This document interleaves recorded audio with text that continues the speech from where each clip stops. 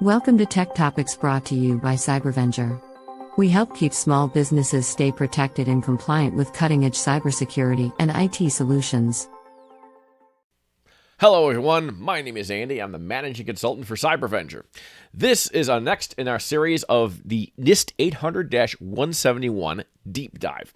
Today we're going over the Control 3.1.3. 3.1.3 is part of the access control requirement. There are 14 requirements for the NIST, composed each of a grouping of the 110 controls. We're going to deep dive each one of those in the series, just a short little 5-minute video. This one is on 3.1.3, and it covers the control of CUI or FCI, the flow of that information throughout the organization. We'll take a quick look at the definition down here below.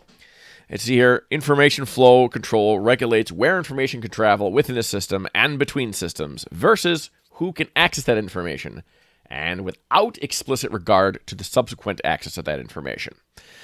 Flow control restrictions include the following: keeping export control information from being transmitted into clear on the internet, blocking outside traffic. It goes on, right? So basically, this is kind of, I feel, like a network layer discussion. We're talking about network flow, right? Traffic. We want to make sure that the firewall is configured so that it ignores traffic on the outside interface that claims to be inside, so we can't get any kind of cross-border penetration that way. I'm worried about maybe VLANs, what systems are capable of accessing that. We've talked a little bit about VLANs in the previous controls as well, but this is, I think, particularly focusing on that requirement to make sure that that information doesn't leave the protected area. You want to also do things like if you're going to be trading information back and forth between you and a partner organization, you want a means to do that encrypts by the proper standards. It encrypts using FIPS-approved encryption standards like AES 256, for example, to send data across. Now, as a practical matter, organizations that we work with, we recommend that they use ShareFile, Citrix ShareFile, to do that. It's kind of like an SSH server, except that it's web-based and it's secured with AES 256 encryption. So you can transfer things back and forth. You can have specific users, specific shares. You can limit what's on there, what's not, what people have access to. So you can do role-based restrictions. Kind of helps with the previous requirement, 3.1.2. But you have a flow designed, a flow chart of where your CUI and FCI, your protected information, where all that goes. It's important that you document that and have a plan for that, regardless of whether a specific user is supposed to have access or not.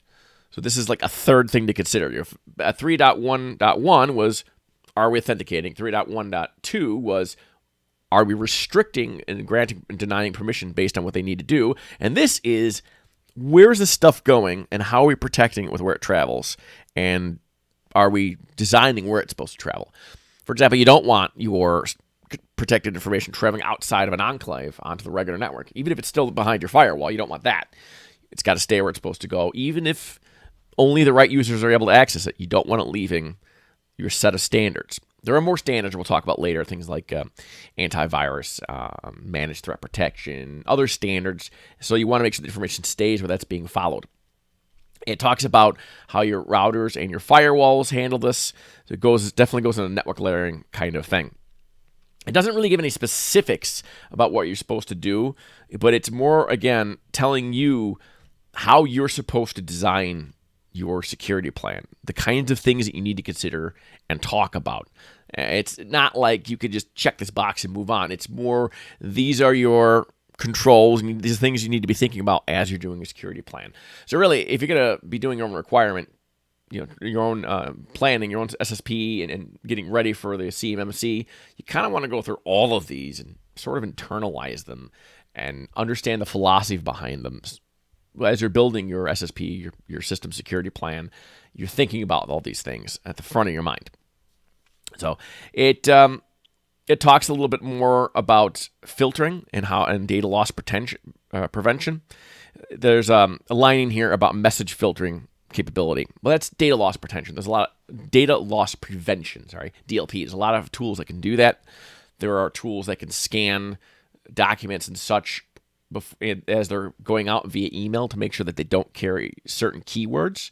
You could have a standard in your organization. Again, this is something you could design to help comply with this control. It's not spelling this out specifically, but there's one way to satisfy it is if all your CUI documents, a document that is known to contain CUI could have a certain header on it that's kind of unique, like maybe NIST-800-171 covered document. You take that long string and you can have your firewall scanning for attachments going through, files being transferred in and out. The application level where firewall might scan for that tag and block it.